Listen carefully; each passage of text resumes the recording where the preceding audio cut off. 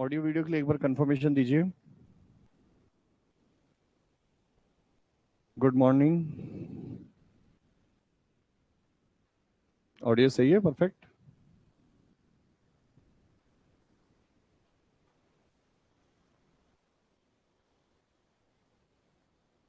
OBS update होने के बाद खराब हो गया। ये उससे पहले भी था, वो तो अपडेट तो बाद में किया था अपन। ठीक है, चलिए कोई बात नहीं, स्टार्ट करते हैं अपने सेशन को। देखिए, तो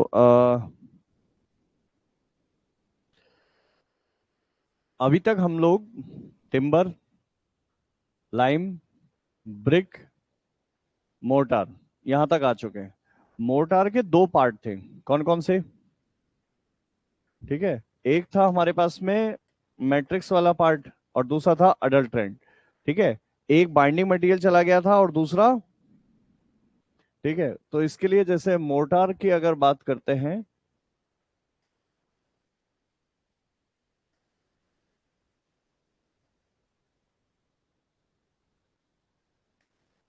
बाइंडिंग मटेरियल और दूसरा है हमारे पास में जो वॉल्यूम इंक्रीमेंट के लिए दिया गया था। अब यहां पर लाइम, सीमेंट, एक में आता है सैंड और एग्रीगेट। इतनी इंफॉर्मेशन आपके पास में है, ठीक है, कि भैया ऐसा कोई चीज है या इस तरह से कुछ कहानियां हैं जो बनती हैं।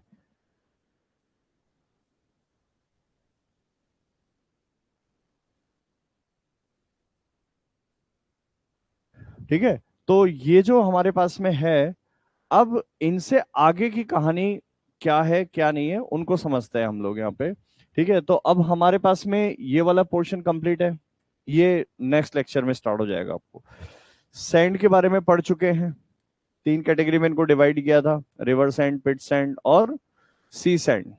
ठीक है, सबसे अच्छा कौन सा था? पिट सैंड। पिट सैंड, पिट सैंड सबसे अच्छा था। इसके बाद में एक था हमारे पास में रिवर सैंड। रिवर सैंड अच्छा है बट उसको हम लोगों ने ज्यादा रखा नहीं है, उसमें सब कुछ मिक्सिंग के बेसिस पे हमें मिला था, काम चलाने के लिए अच्छा था, बट सबसे अच्छा अगर पूछा जाए तो पिट सैंड था, जो पहाड़ों के बॉटम से हम लोगों ने जिसको ऑब्टेन किया था। ठीक है, अब यहां पर कहानी क्या आती है उसको समझना, कि जैसे हम लोग पुराने स्ट्रक्चर्स की जो बात करते हैं, ठीक है, जो बड़े स्ट्रक्चर्स जो थे पहले के, उन सभी स्ट्रक्चर्स की बात करोगे तो उसके अंदर क्या था? क्या ये कहते हैं कि बड़े बड़े स्टोन्स यूज करके बिल्डिंग्स बनाई जाती थी। ठीक है, अगर जैसे मैं कहूँ कोई भी बिल्डिंग अगर मुझे बनानी है, तो इस तरह से पीसेस अगर मैं रख दूंगा, ठीक है, तो अपने आप में यहां पर ये कह सकते हैं कि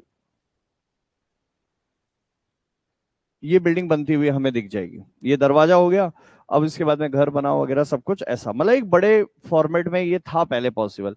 ये फॉर्मेट के लिए हम लोगों ने बड़े पीसेस का यूज किया।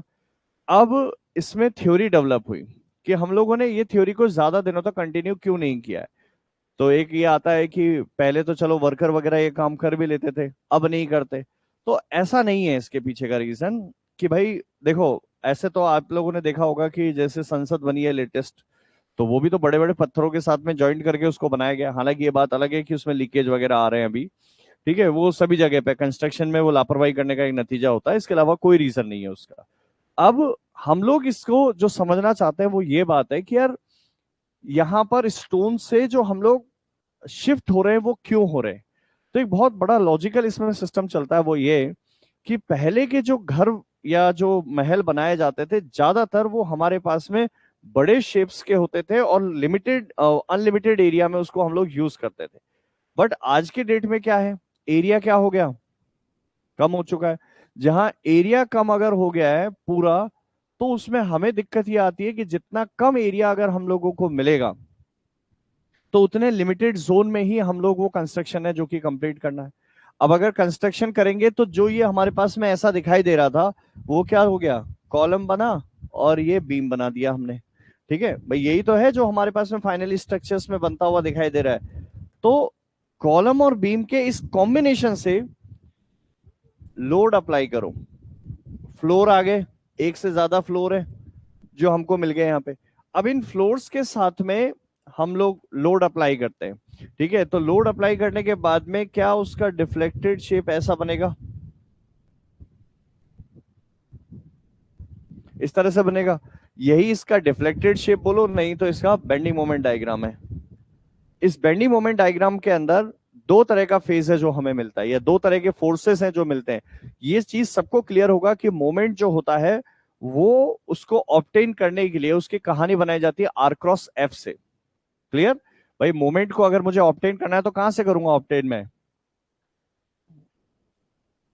Moment equal to r cross f, इनसे मुझे मिलेगा। इसके दो फ्रेम चले जाते हैं, एक्शन और रिएक्शन।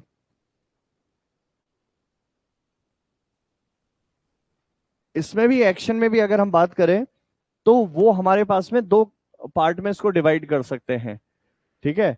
एक हो गया बेंडिंग मोमेंट,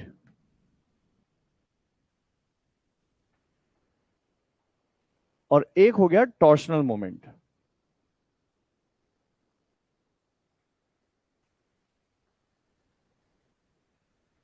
ये सारा का सारा एक्शन फ्रेम का है।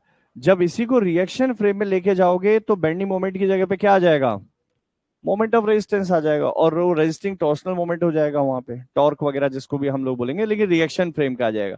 तो हम लोग बेंडिंग मोमेंट की बात करते हैं तो बेंडिंग मोमेंट किसी भी सतह पे जब आते हैं, किसी सरफेस पे जब आएंगे, तो ये वाला डायग्राम आप कम से कम पढ़ते हो अपने इंजीनियरिंग के अंदर, कि एक सरफेस जो होती है वो वहां पे सब्जेक्टेड होती है किसके लिए, कंप्रेसिव फोर्स के लिए, और दूसरी सतह जो होती है वो टेंसाइल के लिए होगी। ठीक है, ये बीम के लिए अगर हम लोग प्योर बेंडिंग इक्वेशन से रिजल्ट देखते हैं तो वहां से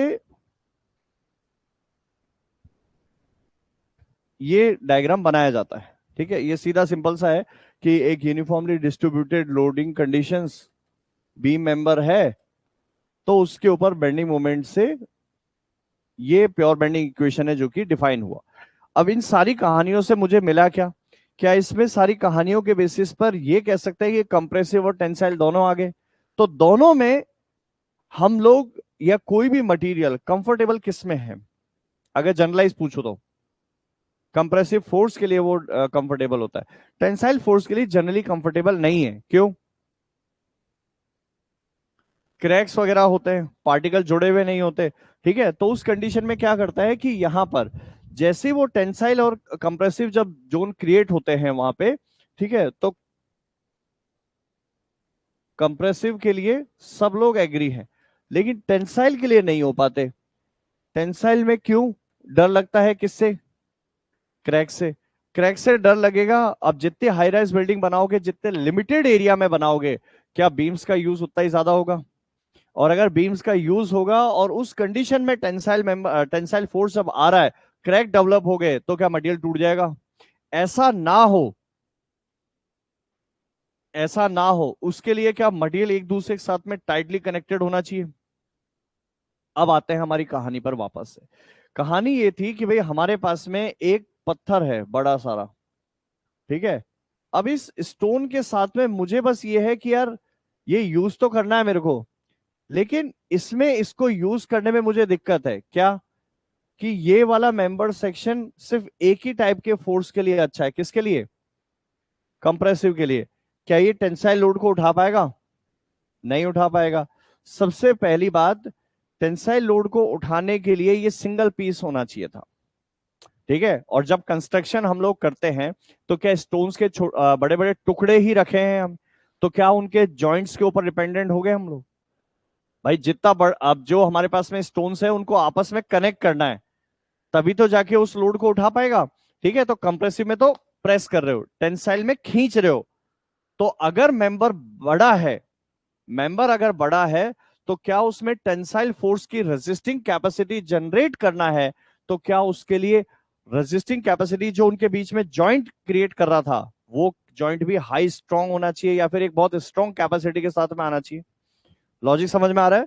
कि भाई मैं अगर आपसे कहूं कि ये वाला मेंबर है, ठीक है, वो पूरी तरह से मेरे को यहाँ पे जब उसको रखना है, ठीक है, तो ये वाले मेंबर के साथ में कनेक्ट करते वक्त मेरे को इस बात के ऊपर मैं डिपेंडेंट हूं यहाँ पे, कि ये जो मेंबर है वो अब इस जॉइंट के ऊपर डिपेंडेंट हो गया है।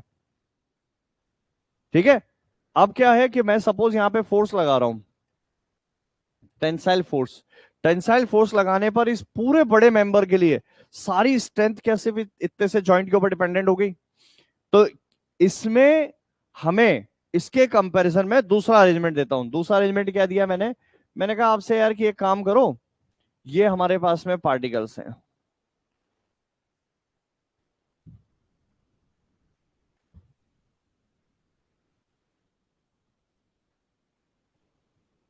ठीक है, और इन पार्टिकल्स के बीच में सेम मटेरियल वापस से फिल कर रहे हैं हम लोग।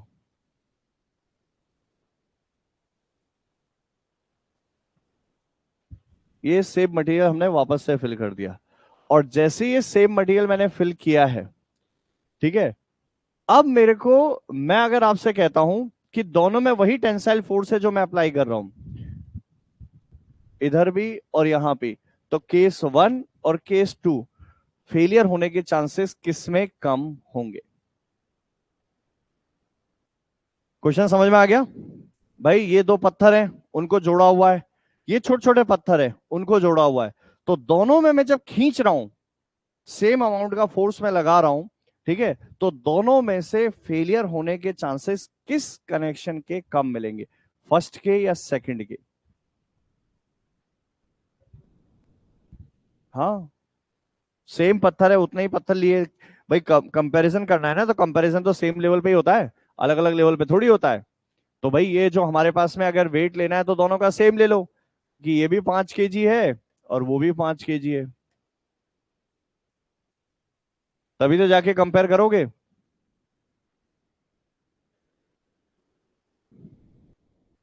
तो वो ज्यादा लोड को रेजिस्ट कर गया ना, यही तो कहना चाह रहे हो? वही अरेंजमेंट जो है, उस अरेंजमेंट का बेस्ट एग्जांपल क्या है?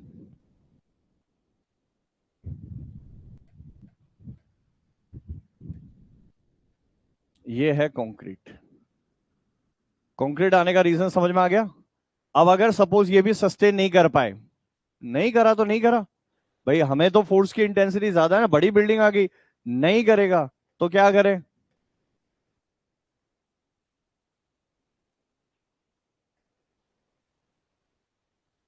रीइंफोर्समेंट डाल दो,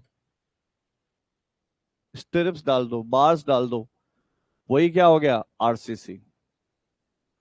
क्लियर? तो सारी कहानी चालू कहां से हुई थी? भाई स्टोन अच्छा था, कोई दिक्कत नहीं है, तो स्टोन से हम लोग वहां गए क्यों? स्ट्रेंथ ज्यादा मिलेगी, छोटी जगह पर ज्यादा स्ट्रेंथ की हमें रिक्वायरमेंट थी, तो उसके लिए हम लोगों ने क्या किया? क्या ये जो स्टोन थे इन्हीं के छोटे छोटे टुकड़े कर दिए, यही तो हुआ अल्टीमेटली, और क्या हुआ है बताओ? तो जो छोटे छोटे टुकड़े करे गए हैं, उन टुकड़ों को क्या कहते हैं? वही है हमारा टॉपिक आज का, एग्रीगेट। वो सब बाद में बातें करेंगे, वो सब बाद में बातें करेंगे, सरफेस एरिया कम है ज्यादा है, वो सब बताऊंगा मैं, डिटेल में आएंगे, बट अभी के लिए पहले ये समझ लो कि भाई हम लोग एग्रीगेट पे आए क्यों, रीजन क्या था एग्रीगेट पे? नहीं तो बढ़िया था ना हमारे पास में कि यार स्टोन से जब स्ट्रक्चर्स बन ही रहे हैं, तो क्या जरूरत है एग्रीगेट लाने की छोटे फॉर्म में इसके लिए? ठीक है, अब अगला थॉट आता है कि फिर सर जब एग्रीगेट इतना ही सेल्फ सफिशिएंट है, सेल्फ सफिशिएंट है, तो फिर सैंड की क्या जरूरत है? लॉजिक है कि भाई जब एग्रीगेट इतना ही अच्छा है तो फिर सैंड की क्या जरूरत है, क्यों दिया सैंड? तो वो आंसर अपने आप यहां आ जाता है। कैसे? अब इस लाइन को समझो कि मैं आपसे कहूं,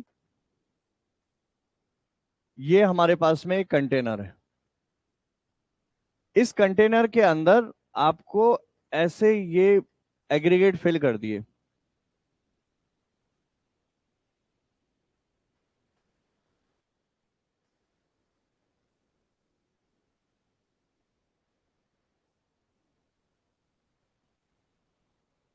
ठीक है, ये एग्रीगेट फिल कर दिए।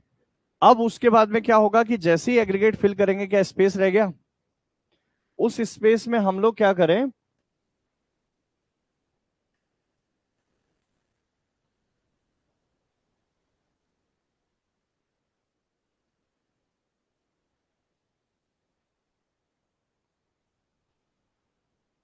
ये इस तरह से स्पेस को फिल कर दो। स्पेस को फिल करने के लिए हमने मटेरियल का कंजम्पशन किया।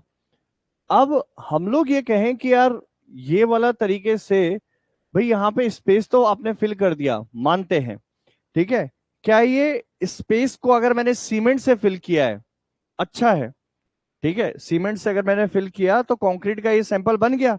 लेकिन मैं अगर आपसे कहूंगा कि यार इसमें सीमेंट मत दो, इतना ये सीमेंट मत दो, सीमेंट अब दो इसके बाद में,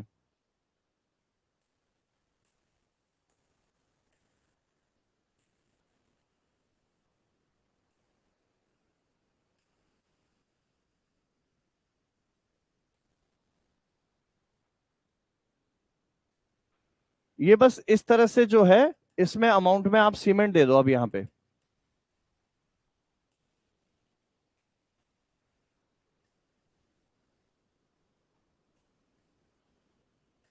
ये सीमेंट दिया गया है। अब इस सीमेंट के देने से भी आपको अगर उतनी ही स्ट्रेंथ मिल रही है, तो जो सीमेंट सबसे कॉस्टली आता है, क्या उसकी कॉस्ट बचा ली आपने? तो कॉस्ट बचा ली तो हमारा पर्पस यहां पर भी सर्व हो गया। तो हम लोग कहें कि एग्रीगेट देने के बाद में, क्योंकि उसने अपना अच्छा खासा स्पेस है जो ऑक्यूपाई कर लिया, उसके बाद में छोटे पार्टिकल्स हैं जो सैंड के दिए गए, वो पार्टिकल्स एक्चुअली में कर क्या रहे हैं? वो वॉइड्स को फिल कर रहे हैं। भाई वॉइड्स मतलब जो हमारे पास में खाली जगह है उसको फिल कर रहे हैं। तो हमारे पास में सबसे पहले हमने क्या दिए? एग्रीगेट। एग्रीगेट के बाद में क्या दिया? सैंड दिया, प्लस लास्ट में सीमेंट दिया। तो एग्रीगेट के वॉइड्स भरे हैं किसने? सैंड ने। सैंड के वॉइड्स किसने भरे? सीमेंट ने। स्ट्रेंथ हमें तब भी मिल जाती जब एग्रीगेट के साथ सीमेंट देखते, लेकिन सीमेंट का कंजम्पशन उस समय ज्यादा होता, तो सस्ता भी हो गया इसको देने से, और हमारे पास पर्पस भी वही दिया। सैंड भी तो बना एग्रीगेट से ही है, वेदरिंग एक्शन ऑफ रॉक, उससे एग्रीगेट बना, एग्रीगेट से छोटे होने पर सैंड बना। क्ले काम में नहीं लिया हमने, हालांकि बनता वही है, लेकिन वहां पे क्या केमिकल प्रॉपर्टीज आ जाती है, इसलिए हम लोग क्ले के पास में नहीं गए। राइट। तो पर्पस अब भी तीनों के साथ में क्लब होके वही है जो जनरेट हो रहा था। हाँ, ये एक अलग बात है। ये एक अलग बात है कि सीमेंट खुद अपने आप में अपनी इस प्रॉपर्टी को, जो चिपकने वाली प्रॉपर्टी है, सीमेंटेशियस प्रॉपर्टी, बाइंडिंग प्रॉपर्टी है, वो कब शो करता है? जब पानी उसको दे दिया था। इसलिए सभी के साथ में क्या करते हैं? वाटर भी उसमें मिक्स किया जाता है, नहीं तो उसकी सीमेंटेशियस प्रॉपर्टी आती ही नहीं है वहां पर, वो जनरेट ही नहीं करेगा वहां पे। ठीक है, तो ये सारे कंडीशंस हैं जो कि इस कंक्रीट को बनाते हैं। अब इसमें वॉइड्स जो है वो टेंड्स टू जीरो हो गए क्या? ठीक है भाई, वॉइड्स टेंड्स टू जीरो, और यही अपने आप में क्या कहलाता है? वेल ग्रेडेड सैंपल, या जो भी आप इसको सॉइल के टर्म्स में बोलो या किसी के भी टर्म्स में बोलो, लेकिन जो वेल ग्रेडेड वर्ड यूज किया जाता है वो इस कंटेक्स्ट में होता है वहां पे। ठीक है, तो पहले आपके लिए ये चीजें क्लियर कि कभी भी कोई भी जो बिल्डिंग है उसमें स्टोन्स का रिप्लेसमेंट क्यों किया गया है? एग्रीगेट के थ्रू। ठीक है, ताकि भाई एग्रीगेट हमारे पास में वहां अब जैसा चाहे वैसा शेप आप उसको दे सकते हो। स्टोन के साथ तो बाउंड हो गए थे कि भाई उसके लिए फिक्स है, जैसा मिलेगा मार्केट में उसके वो कट करोगे तब बनाओगे। और कंक्रीट के साथ में क्या है? किसी भी मोल्ड में कैसा भी शेप दे दो ना, आधे घंटे बाद ही वो शेप को ले जाएगा वहां पे। तो सोचो, वो कंक्रीट अपने आप में क्या एक तरह से ऐसा हो गया कि स्टोन की तरह से बिहेव कर रहा है, इसीलिए उसको एक नाम और दे दिया जाता है, आर्टिफिशियल स्टोन भी उसे कहा जाता है। तो अगर आपसे पूछे कि आर्टिफिशियल स्टोन क्या है, तो आंसर, कंक्रीट जो हमें मिला है वही अपने आप में क्या है? आर्टिफिशियल स्टोन है। और ये अपने आप में जैसा चाहते हैं वैसा शेप हम लोगों को मिलता है। मतलब एक बात सोचो कि अब स्टोन हम बना रहे हैं, और नेचुरल स्टोन मिलता है तो उसमें शेप बनाई जाती है, और इसमें आर्टिफिशियल में तो जैसा चाहे वैसा शेप बन जाता है। तो ये बहुत बड़ा एक एडवांटेज है जो हमें मिलता है। अब उसमें उसका ये भी कहा जाता है कि ऑलमोस्ट 70% वॉल्यूम जो पूरे उस कंक्रीट का है, वो 70% वॉल्यूम ऑलमोस्ट एग्रीगेट का होता है। ये बात क्लियर कि ऑलमोस्ट 70% वॉल्यूम किसका है?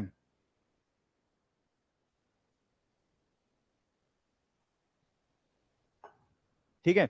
अच्छा, अब हम्म, इसके बाद में जो भी कोई हम लोगों को कंक्रीट मिला है, ये सुनते चलो, फिर बाद में एक साथ ये सारा आपको नोट भी करना, अगर आपको मैं फ्रीडम दूंगा चाहो तो नोट कर लेना उसी में, कॉपी में कहीं पे इधर उधर साइड में। ठीक है, ये देखो, जो सीमेंट हम कंक्रीट हमको मिला है, इस कंक्रीट के दो पार्ट हैं, सीमेंट प्लस सैंड हो गया, और वाटर बाय डिफॉल्ट है। देखो इसके अंदर बिना वाटर के ये अपनी सीमेंटेशियस प्रॉपर्टी जनरेट करेगा ही नहीं। ठीक है, तो ये आता है जो हम लोगों को मिला होगा। अब इसी में क्या होता है कि जब भी कभी सॉइल भी देखो, मैं ये मान के चल रहा हूं कि सॉइल की ये लाइन आपको पता होगी, नहीं है तो सुन लो, रिकॉल हो जाएगी, नहीं तो सॉइल जब मैं पढ़ाऊंगा तब आ जाएगी। और वो लाइन इस तरीके से, ठीक है, कि जैसे सॉइल के लिए अगर हम लोग बात करते हैं, तो सॉइल में all the soil particles are compressible और इनकंप्रेसिबल। क्या होते हैं वो सारे के सारे पार्टिकल? इनकंप्रेसिबल होते हैं। इनकंप्रेसिबल का मतलब कि उनको तोड़ा नहीं जा सकता है, यही है उसका मेन पर्पस यहां पे, है ना, कि वो पार्टिकल्स टूटते नहीं है। और अगर ये टूटते नहीं है, ठीक है, तो ये पार्टिकल्स क्या होंगे कि जब इनके ऊपर कंप्रेसिव फोर्स अप्लाई किया जाएगा, राइट, भाई कंप्रेसिव फोर्स है यहां से अप्लाई करेंगे, तो पार्टिकल क्या एक दूसरे के साथ में स्लाइड करेंगे, स्लाइड करके मतलब शिफ्ट होते हुए जाएंगे यहां पे। तो ये पार्टिकल हो सकता है कि यहां पर शिफ्ट होके ऐसे चला जाए, ठीक है, ये इस तरह से शिफ्ट हो जाए। हो सकता है कि ये पार्टिकल थोड़ा सा इधर शिफ्ट हो जाए, और इनके इस शिफ्टिंग होने के चलते भाई मानते हैं चलो वॉइड्स वगैरह जो हैं वो शिफ्ट होते हुए जा रहे हैं, चेंज होते हुए जा रहे हैं, लेकिन क्या ये एक दूसरे को रब कर रहे हैं? रब कर रहे हैं। और रब करने वाला जो एक्शन पढ़ाया जाता है, वो बचपन में अगर कोई भी बॉडी ऐसी है, इसके ऊपर अगर हम लोगों ने फोर्स यहां पे लगाया है, ठीक है, तो उस कंडीशन में यहां पर जो भी कोई सरफेस के ऊपर नॉर्मल रिएक्शन है, उसी को मल्टीप्लाई करते हैं म्यू से, और ये जनरेट हो जाता है फ्रिक्शन फोर्स। फ्रिक्शन फोर्स है जो कि क्रिएट होता है। अब चाहो तो आज के लिए हॉरिजॉन्टल भी सोच लो, नहीं तो इसके लिए वर्टिकल के साथ में भी वही कहानी है। ठीक है, जो फ्रिक्शन फोर्स है चलने के बेसिस पे आपको ऐसा फील होता है। अब इसी फ्रिक्शन फोर्स को जब हम लोग सॉइल में पढ़ते हैं, ये सबसे पहला था इसके बारे में कहानी बताने वाला मोहर साहब। ठीक है, मोहर साहब के बाद में फिर उन्होंने कहा था कि नहीं यार, थोड़ा बहुत ये हो सकता है कि इसके अंदर कोहेजन भी आ जाएगा, क्योंकि वहां पे क्ले पार्टिकल भी है। तो उसके चलते क्या होगा कि कुलाम ने एक थ्योरी को जनरेट किया। कुलाम ने क्या कहा कि जो भी पार्टिकल है उसके पास में इंटरनल फ्रिक्शन के बेसिस पे तो होगा ही होगा, ठीक है, वहां पर वो उसके नॉर्मल रिएक्शंस के साथ में तो डिपेंडेंट होगा ही फ्रिक्शन फोर्स, बट साथ में किसके ऊपर डिपेंडेंट होगा? कोहेजन के ऊपर भी वो डिपेंडेंट है। तर्जा की इससे थोड़ा सा आगे चला जाता है, बट कहानी तो इसी तरह से थी। तो उससे इक्वेशन क्या बना था?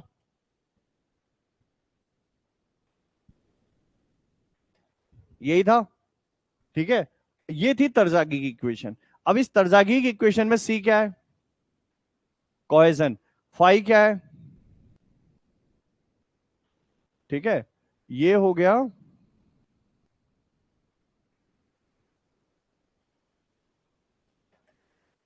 Normal,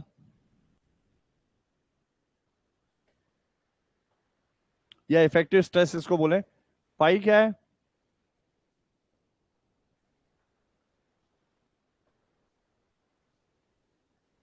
internal friction. ठीक है, अब ये इंटरनल फ्रिक्शन के साथ में सारे के सारे पार्टिकल एक दूसरे के साथ में कनेक्टेड है। अब ये जो इंटरनल फ्रिक्शन यहां पर आया, इन्हीं के साथ में क्या एक क्लस्टर बना रहे हैं, होल्ड कर रहे हैं एक दूसरे को साथ में, उसे ही एक दूसरा नाम दे दिया जाता है, क्या?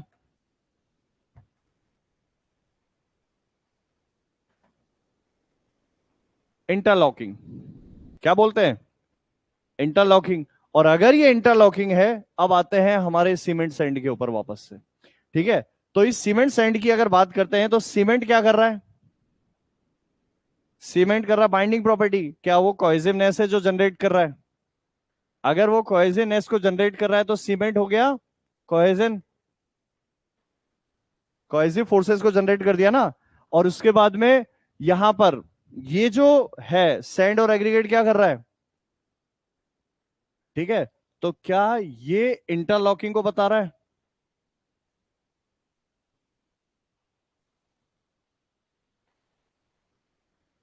इंटरलॉकिंग हो गया, तो ये आ गया सिग्मा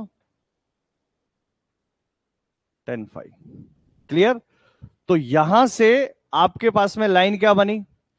क्या एग्रीगेट है एग्रीगेट? एग्रीगेट का होना जरूरी है। एग्रीगेट के साथ में सीमेंट होना भी जरूरी है। ठीक है, क्या सीमेंट उसके अंदर ऐसी प्रॉपर्टी जनरेट कर देगा जिसके चलते कोहेजन आएगा? कोहेजन कुछ और नहीं, क्या उसके चलते एक तरह से कह सकते हैं कि वाटर सीमेंट जेल है जो कि वहां पर अवेलेबल है, वो उसके साथ में टाइटली होल्ड कर रहा है। ठीक बात है।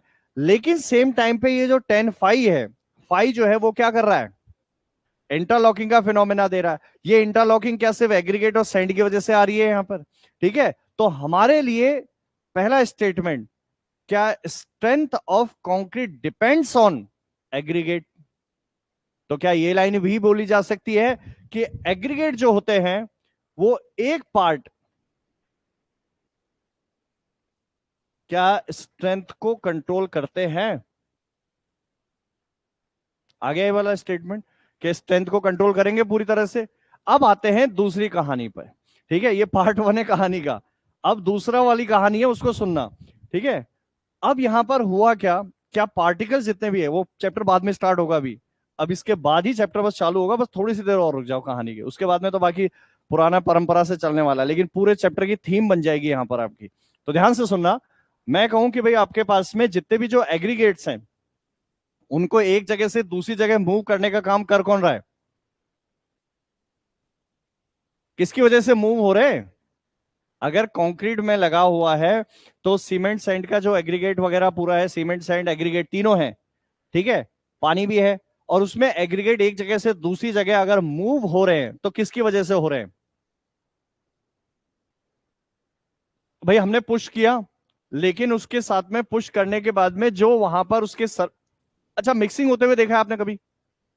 मिक्सिंग होने के बाद में एग्रीगेट के चारों तरफ क्या सीमेंट और पानी की एक लेयर बन जाती है? सीमेंट वाटर जेल वगैरह पूरी तरह से बन गया वहां पर ये। अब इस जेल के साथ में या पेस्ट के साथ में इसको चारों तरफ सरफेस को कवर कर लिया। एग्रीगेट की खुद की प्रॉपर्टी नहीं थी, खुद की प्रॉपर्टी इंटरलॉकिंग की है, लेकिन वहां पर सीमेंट वाटर रेशियो प्रॉपरली है। इस रीजन के चलते क्या अब एक जगह से दूसरी जगह उनका स्लिप होना बहुत आसान हो गया। और स्लिप होने का क्या मतलब रह गया?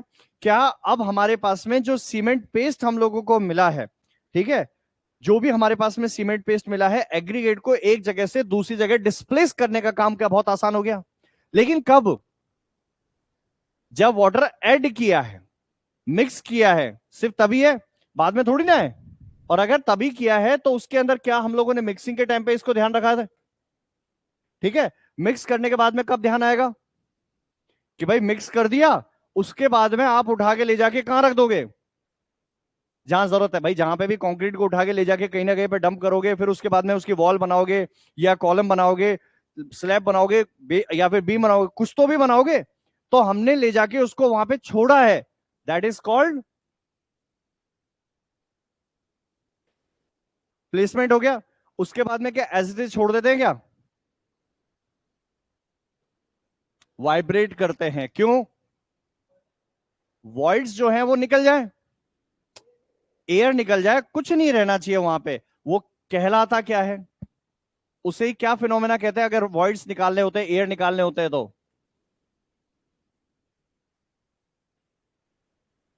अरे कॉम्पेक्शन कहते हैं बेवकूफों। क्या पढ़ा तुम लोगों ने? ठीक है, उसे क्या कहते हैं? कॉम्पैक्शन कहा जाता है। तो ये हो गया हमारे पास में, हमने मिक्स किया और एक बार कॉम्पैक्ट करके हमने सॉइल वहां एक बार कॉम्पैक्ट करके कंक्रीट पहुंचा दिया। अब उसके बाद क्या होगा? कुछ नहीं है। उसके बाद तो ड्राई होगा, सूखेगा, सेटिंग होगी, हार्डनिंग होगी, और उसके बाद में लोड को सर्व कर जाएगा, राइट? तो उससे पहले पहले अगर मैं आपसे कहूं कि सीमेंट वाटर रेशियो, ठीक है, कम या ज्यादा है, तो क्या अलग अलग तरीके से रोल प्ले कर जाएगा ये वाला? ठीक है, अगर मैं कहूंगा कि सीमेंट वाटर पेस्ट की अगर मैं बात करूं, तो ये सारा सब कुछ कैसे हुआ था? सीमेंट वाटर के चलते क्या एक लुब्रिकेशन फिनोमेना वहां पे जनरेट हुआ था? लुब्रिकेशन जो होता है वो क्या करता है, लुब्रिकेट करता है सरफेसेस को, ठीक है, चिकनाहट वहां पे लेके आता है। तो जैसे हम लोग कहते हैं कि नहीं होता कि लुब्रिकेशन का एक्चुअली में सबसे ज्यादा यूज देखते हो गाड़ियों में, ठीक है, गाड़ियों में ऑयलिंग वगैरह जो करते हैं, तो वो सबसे ज्यादा यूज वही होता हुआ देखा है हम लोगों ने। अगर कोई भी गाड़ी जैसे बरसात के सीजन में देखते हो तो जंग वगैरह लग जाती है, ठीक है, और उसके बाद में जब हम लोग सर्विस कराते हैं तो वो लुब्रिकेशन के चलते क्या होता है कि अब जो वहां पे स्लिप होना है या फिर एक जगह से दूसरी जगह जो जाना है, क्या वो बहुत स्मूथली हो जाता है लुब्रिकेशन के चलते, स्मूथ है सारा सब कुछ। तो क्या जो अगर हमारे पास में एग्रीगेट हैं, उन एग्रीगेट के ऊपर भी लुब्रिकेशन के लिए हम लोगों ने सीमेंट वाटर पेस्ट लगाया था। अगर ये सीमेंट वाटर पेस्ट के साथ में छेड़खानी करते हो, कम या ज्यादा करते हो, क्या placement of the aggregates in concrete, क्या वो चेंज हो जाएगा? हो सकता है चेंज। अगर वो चेंज हो सकता है तो उस बात के लिए क्या लुब्रिकेशन के लिए यहां पे सीमेंट वाटर काम आ रहा था? ठीक है। अच्छा, अब इसके लिए कुछ कहानियां बन गई यहां पे कि भैया जितनी जरूरत है उससे कम या ज्यादा पे चल रहे हैं अब हम लोग। सबसे पहली लाइन हम लोग कहें कि सीमेंट वाटर जो है जितना रिक्वायर्ड है उतना ही देना है, जितना रिक्वायर्ड है उतना ही। भैया आपको 2 रोटी की जरूरत है तो 2 ही रोटी दूंगा ना। अगर आपको जरूरत है 10 किलो न्यूटन फोर्स की, कि 10 किलो न्यूटन फोर्स वहां पे अप्लाई करना है, 100 लगा दिया तो, कम लगाया तो नहीं टूटेगा। सीधी सिंपल सी बात है ना। तो यहां पर सीमेंट वाटर की जितनी जरूरत है वो लगा दिया। अब मैं अगर आपसे कहूंगा कि जैसे सपोज मेरे पास में एक बड़ा पत्थर है ये वाला, और उसी को तोड़ के मैं छोटे छोटे पीसेस बना लू, यहां पे सेम है, जो पीसेस है वो सेम है, तो वेट दोनों का सेम है, लेट्स से 5 kg दोनों में ईच है। अगर मैं कहूं कि 5 kg ही है, तो मुझे इस बात का जवाब दो कि सीमेंट वाटर का जो पेस्ट है, क्या दोनों पे कंजम्पशन सेम है या डिफरेंट है? डिफरेंट है। इसमें कम लगेगा, इसमें ज्यादा लगेगा। तो क्या ये कह सकते हैं कि यहां पे जिस सतह पे उसको लगाया गया है उसे क्या कहते हैं? Surface area. तो सरफेस एरिया यहां पर कम है और इधर ज्यादा है। जितना ज्यादा सरफेस एरिया होता हुआ जाएगा, ठीक है, तो क्या उस कंडीशन में ये जो हमारे पास में सीमेंट वाटर के थ्रू जो लुब्रिकेंट्स वहां पे लगाने वाले हैं, या जो लुब्रिकेशन वहां होने वाला है, क्या उस लुब्रिकेशन के जो इफेक्ट है वो कम होगा या ज्यादा होगा? क्वेश्चन फिर सुनना। अगर हमारे पास में मैं ये कंडीशन पे आ गया और मेरे पास में सीमेंट वाटर पेस्ट उतना ही है जितना पहले था, पहले सफिशिएंट था, अब मैं कहता हूं मैंने अगर टुकड़े कर दिए, उसके ज्यादा छोटे टुकड़े कर दिए, तो उसके चलते क्या वहां पर अब हम लोग ये कहें कि जो लुब्रिकेशन का काम वो सीमेंट वाटर पेस्ट पहले कर पा रहा था, क्या वो यहां पे प्रॉपरली कर पाएगा या नहीं? नहीं कर पाएगा, क्योंकि पहले की सतह और अभी की सतह में अभी की जो सतह है वो ज्यादा है, सरफेस एरिया ज्यादा है। सरफेस एरिया ज्यादा है तो लुब्रिकेंट्स की जो रिक्वायरमेंट होगी वो इसके कंपैरिजन में ज्यादा होगी। मैंने दिया नहीं ज्यादा, तो क्या उतना ही रह गया ये? और अगर ये उतना ही रह गया तो यहां पे लाइन बनी, क्या अब उनका डिस्प्लेसमेंट जो है, क्या उनका एक जगह से मूवमेंट जो है वो डिफिकल्ट हो जाएगा? और अगर वो डिफिकल्ट होता है तो क्या ये लाइन कह सकते हैं कि उनके साथ अब मुझे काम करने में या एक जगह से दूसरी जगह पर उनको ले जाने में मुझे दिक्कत आएगी? और वहीं से लाइन बनती है वर्केबिलिटी की। ये तीनों के तीनों टर्म्स क्या हैं?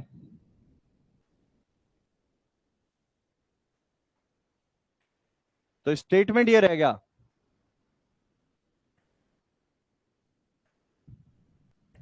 वर्केबिलिटी के लिए, कि सरफेस एरिया अगर कम है तो वर्केबिलिटी,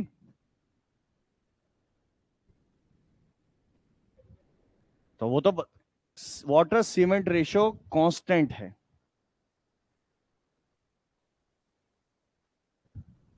वर्केबिलिटी ज्यादा है, और अगर सरफेस एरिया ज्यादा है तो वर्केबिलिटी कम होगा।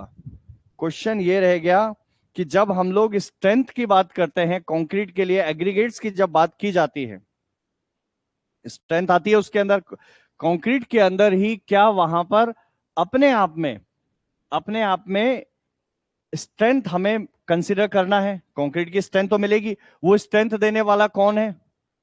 एग्रीगेट। बिना उसके स्ट्रेंथ मिला नहीं। भाई वो तो जोड़ने वाला तो एक अलग है, हमारे पास सीमेंट है, लेकिन हम स्ट्रेंथ के लिए डिपेंडेंट किसके ऊपर? एग्रीगेट के ऊपर। और एग्रीगेट के अंदर वो एग्रीगेट के अपने आप में स्ट्रेंथ तो हमें मिल ही रहा है, ठीक है, ये वाला लाइन आप ही ने बताया कि सर स्ट्रेंथ आनी चाहिए, लेकिन क्या एग्रीगेट की ही खुद की एक प्रॉपर्टी सरफेस एरिया के साथ में रिलेट होके क्या मिल जाती है?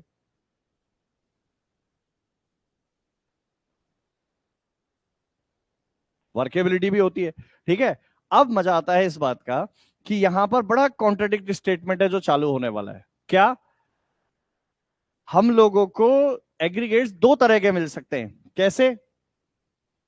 पहला, ठीक है, दूसरा, एक हो गया इसको बोलेंगे राउंडेड, और दूसरा क्या है? एंगुलर। दोनों में से सरफेस एरिया ज्यादा किसका?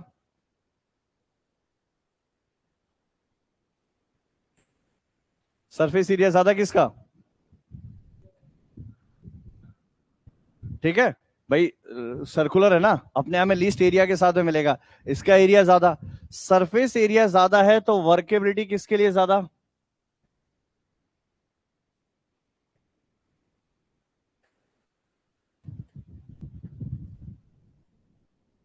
तो वर्केबल कौन है ज्यादा? राउंडेड। अब आते हैं स्ट्रेंथ कंटेक्स्ट में। स्ट्रेंथ की बात करते हैं तो स्ट्रेंथ किसमें ज्यादा? एंगुलर में। और इसमें? अब समझ में आया ये एग्रीगेट क्या रोल प्ले करता है, क्या बच्चों का दिमाग खराब करता है। हम लोगों को एग्रीगेट से दो चीजों की जरूरत है, स्ट्रेंथ और वर्केबिलिटी की जरूरत है। बिना वर्केबिलिटी के हम लोग उसको प्लेस ही नहीं कर सकते, भाई पहुंचा ही नहीं पाएंगे उसको। और जब तक पहुंचेगा नहीं तब तक आगे का पार्ट जो स्ट्रेंथ है वो जनरेट ही नहीं होगा। तो हम लोग इसी में फंसे रहते हैं पूरे टाइम तक। अब सोचो कि वर्केबिलिटी भी चाहिए, लेकिन दोनों एक दूसरे के कॉन्ट्राडिक्ट है, यहां पे भयंकर तरीके के कॉन्ट्राडिक्ट है। कि भैया एक कहता है कि अगर मेरे को एंगुलर बना दिया तो वर्केबिलिटी खत्म, स्ट्रेंथ दे दूंगा मैं, लेकिन सेम टाइम पे क्या कहता है वो? कि भैया मैं वर्केबिलिटी दूंगा ही नहीं, मेरे को डील करना अपने आप में टफ होगा अब आपके साथ में। हम ये कहते हैं भाई हमें डील भी तो करना है, तो कोई बात नहीं, अब राउंड कर दो। अगर तुमने राउंड कर दिया तो स्ट्रेंथ चली गई, राइट। यही सामंजस्य है जिसको हम लोग इस चैप्टर में पढ़ेंगे, और ये सोचेंगे कि यार हम ऐसा क्या बनाएं, ऐसा क्या कॉम्बिनेशन करें कि जिसके चलते ये दोनों ही पहलू हो जाए। इसी के लिए चैप्टर पढ़ा जा रहा है। आगे समझ में? अब चैप्टर आपका स्टार्ट करता हूं मैं यहां से। ठीक है, और इसको समझने के लिए आपका थोड़ा बहुत सॉइल